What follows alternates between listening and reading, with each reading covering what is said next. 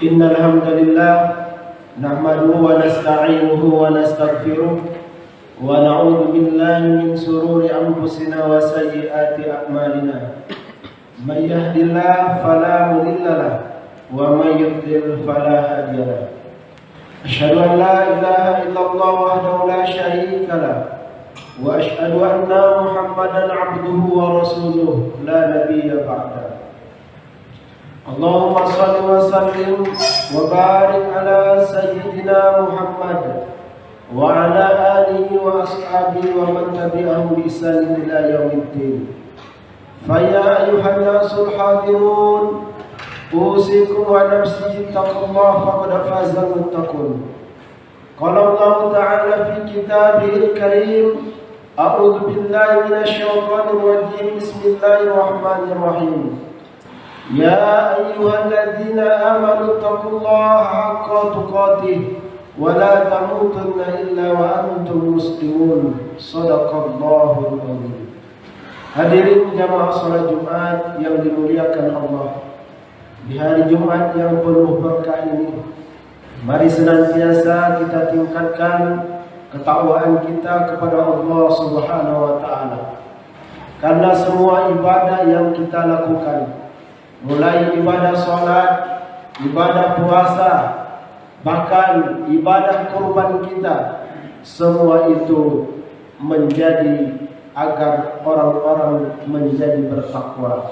La'allakum tattaqun.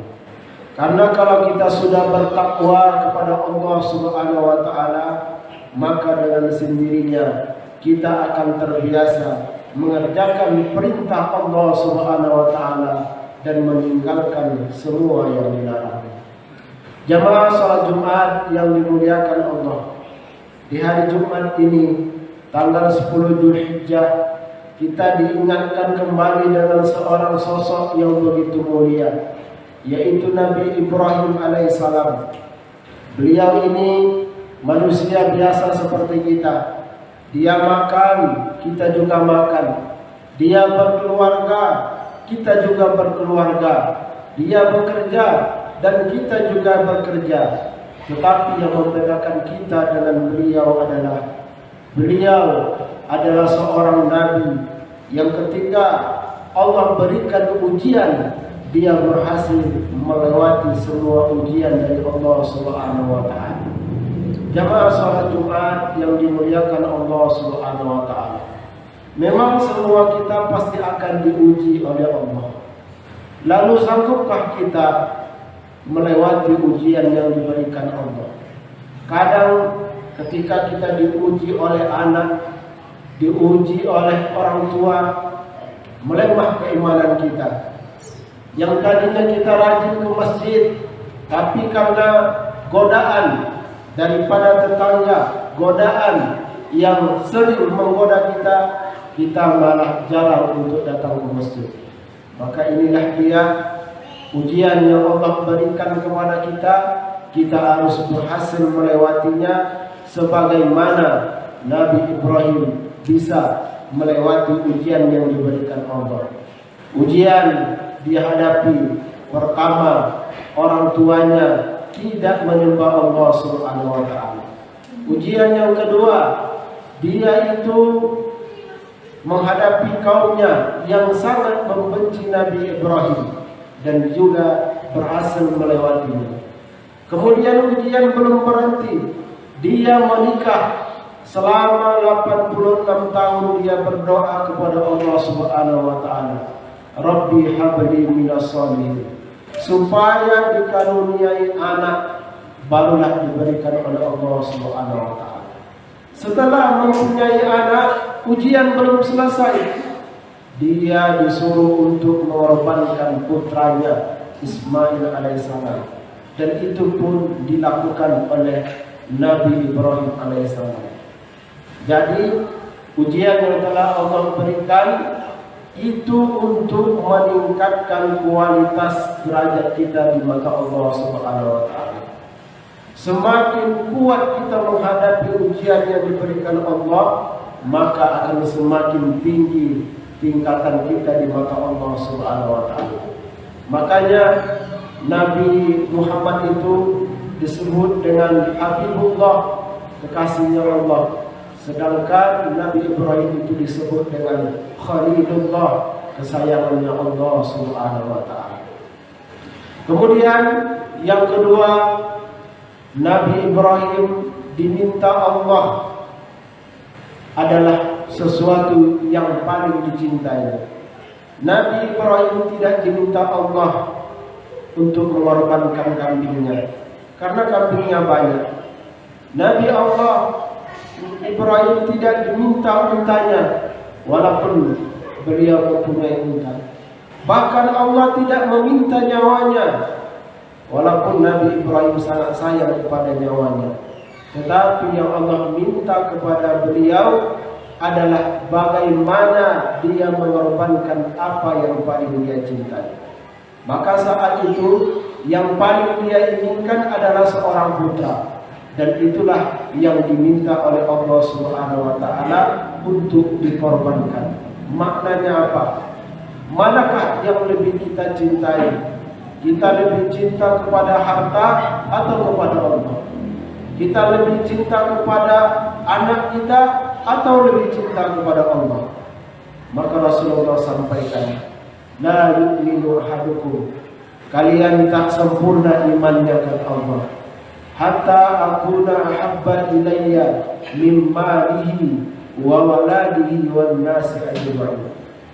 Kita tidak dianggap sempurna imannya kecuali kita meletakkan Allah Subhanahu wa taala nomor satu lebih daripada apapun, baik daripada harta kita, baik daripada anak-anak kita, baik daripada istri dan lain sebagainya. Bahkan seluruh manusia kita harus menjadikan Allah lah yang paling utama. Makanya ketika terdengar suara azan, fa idza nudiya lis-shalah fas'au ila dzikrillah wa dzarul bai', tinggalkan segala aktivitas kita. Yang berdagang, tinggalkan dulu dagangannya. Yang petani, tinggalkan dulu pekerjaannya.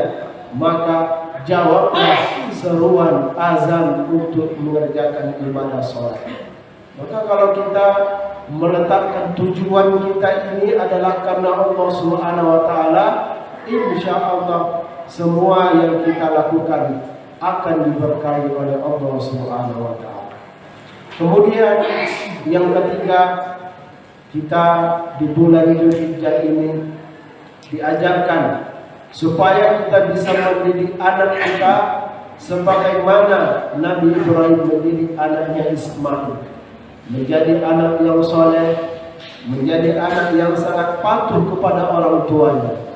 Bahkan kepatuhannya ini di luar dalam pikiran kita. Ada seorang anak yang mau dia disuruh untuk menghadapi kematian. Maka Nabi Ibrahim ini bukan sembarangan. Dia tentu melatih, mendidik anaknya sebaik mungkin. Dia berikan makanan yang halal dan thayyib.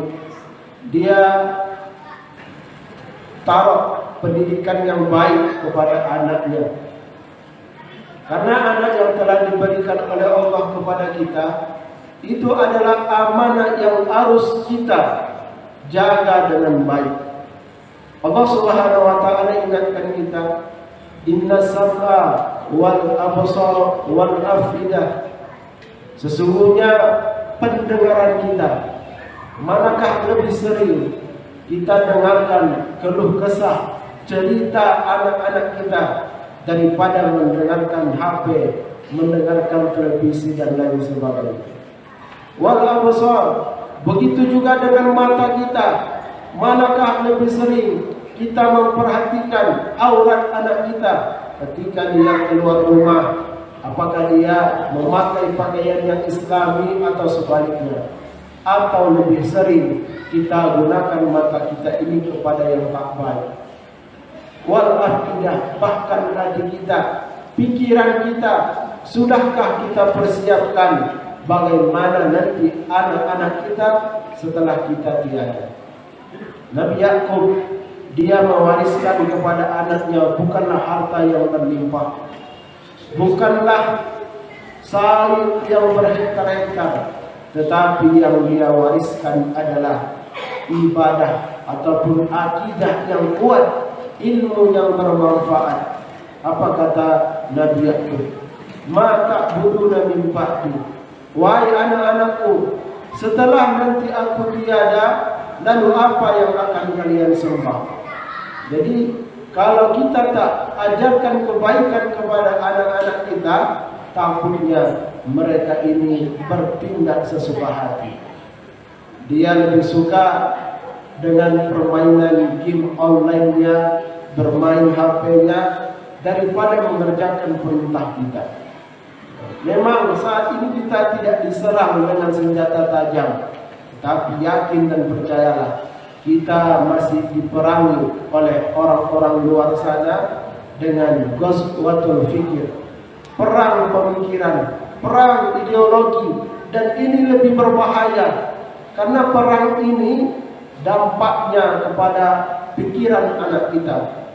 Jadi kita mari kita jaga anak kita ini supaya mereka ini jangan ikut-ikutan tren ke barat-baratan. Kenapa?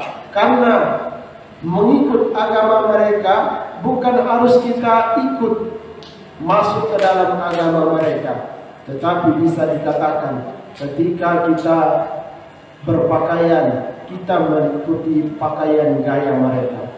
Ketika kita berbisnis, kita mengikuti cara-cara bisnis mereka. Maka ini juga termasuk bagian daripada mengikuti agama mereka. Maka jamaah Jumat yang dimuliakan Allah Subhanahu wa taala, kita jaga amanah anak kita itu dengan sebaik-baiknya. Karena orang tua yang rajin datang berjamaah untuk sholat ke masjid, selangkah kakinya menuju surga.